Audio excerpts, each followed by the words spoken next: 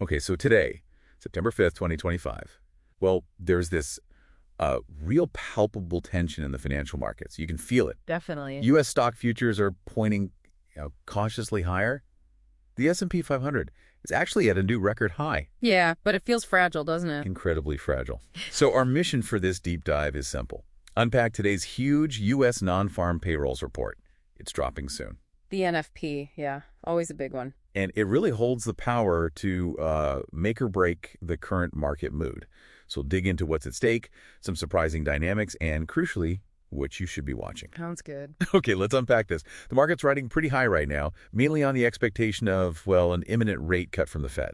And what's really fascinating here is this Goldilocks scenario that's kind of taken hold. Right. Traders seem to want the economy to slow down just enough, Yeah. enough to justify the Fed cutting rates. So that consensus forecast, what is it, around 75,000 to 120,000 jobs added? Exactly. But, and this is the key part, not so slow, not so rapidly that it starts screaming recession. It's really weird, isn't it? This optimism is like almost entirely built on those hoped-for rate cuts, all fueled by the recent softer economic numbers. It really is. So the market's basically hoping today's jobs report is weak, but not too weak. It's a total paradox. A real tightrope walk. But what happens if the data isn't, just right? What if it surprises? Well, that's the big question, isn't it? A surprisingly strong jobs number that could completely shatter the whole rate cut story. That's what I mean. A sharp market reversal, especially from these all-time highs. And remember, this risk gets amplified by some powerful seasonal headwinds. September, right. Yeah. Historically, September is just the weakest month for U.S. stocks. The S&P 500 averages, what, a negative 0.8% return? Ouch. And volatility. Volatility spikes most dramatically. The VIX, the market's fear gauge, it sees an average jump of about 8.2%. I've seen these September headwinds bite hard before. So that quiet we're seeing in the futures market this morning, I don't think it's confidence. It feels more like profound suspense. Profound suspense. I like that. It captures the mood. Okay, so it's not just the headline jobs number causing all this drama. What other, nuances are the smart market players looking at? Good question. If we connect this to the bigger picture, traders will be laser focused on revisions to the numbers from previous months. Right. Like we saw after the July report. Big downward revisions from May and June then. Exactly. That precedent makes today's revisions potentially huge. Also really crucial is the labor force participation rate. Okay, why is that one so important? Well, because a falling participation rate can actually push the unemployment rate down artificially. It can hide some underlying weakness in the job market. Interesting. So what does all this mean for you trying to make sense of the market moves today? Well, beyond just looking at stocks, keep a close eye on the U.S. dollar index and also the 10-year Treasury yields. Immediate reactions there. Absolutely. They're like instant barometers for how the market is reading the Fed policy implications.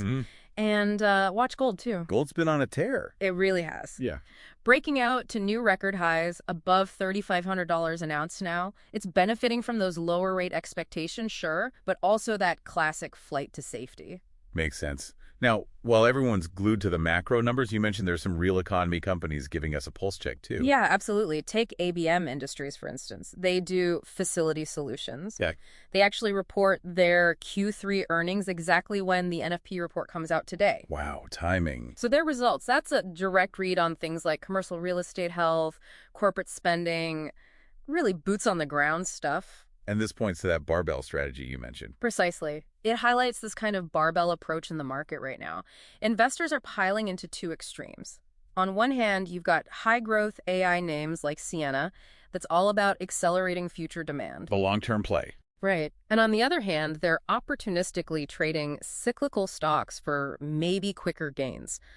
Look at American Eagle Outfitters. Yeah, saw that huge pre-market jump, over 30%. Over 30% on strong earnings. Even though retail's generally seen as challenging, it shows the market's playing both ends, betting on the far future and trading the immediate bumps. So today really is a kind of referendum, isn't it, on whether this whole bad news is good news thing that pushed the market to records, whether that holds up. It really is. It's a major test for that paradigm. Fascinating stuff to watch unfold. And this all raises, I think, an important question for you to consider.